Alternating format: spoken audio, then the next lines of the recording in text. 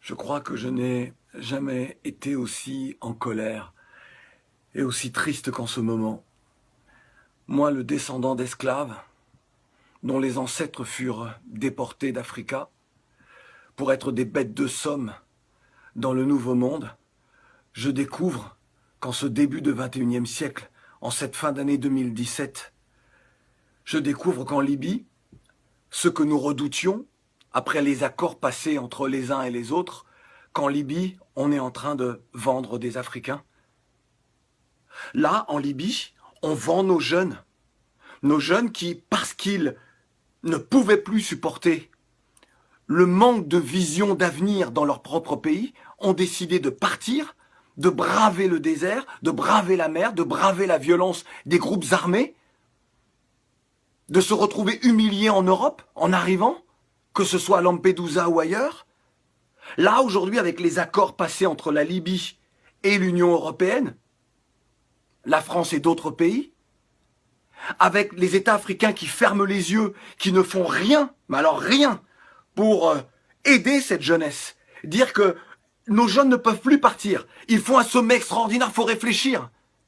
Aujourd'hui, on est en train de vendre, là, des Africains, des jeunes, nos jeunes. On les enferme dans des cages, puis on les vend au plus offrant. Et ça ne vous fait rien. Moi, le descendant d'esclaves, j'ai la haine. Je me demande que faut-il faire. Après cela, il faut que l'on nous dise qu'il faut aimer ce monde, il faut respecter les institutions telles qu'elles soient. Alors que moi, je vais rester là, à ne rien dire, à ne rien faire, alors que, là encore, ce soir, un reportage de France Info nous montre ces jeunes que l'on vend. Et personne ne dit rien. Les dirigeants ne disent rien. Les intellectuels ne disent rien. Les journalistes ne disent rien du continent. Personne ne se révolte. Les footballeurs qui ont les moyens ne disent rien. Vous laissez comme ça les uns les autres se faire vendre. Qu'est-ce que les descendants d'esclaves comme moi peuvent penser, doivent penser? C'est donc ce qui s'est passé avec nos ancêtres il y a plusieurs siècles. On ferme les yeux. Vous ne comprenez pas ce qui se joue. C'est l'avenir d'une part de l'humanité.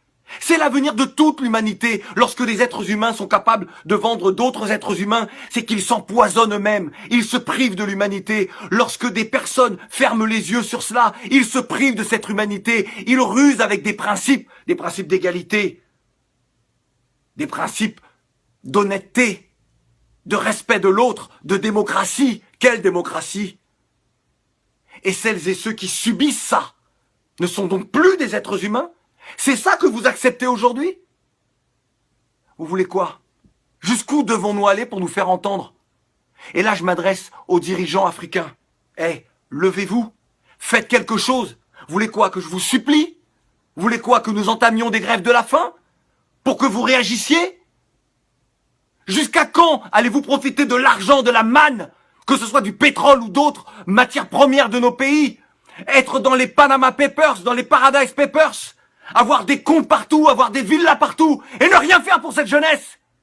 Combien de temps encore? Nous, on est prêts. On est prêts.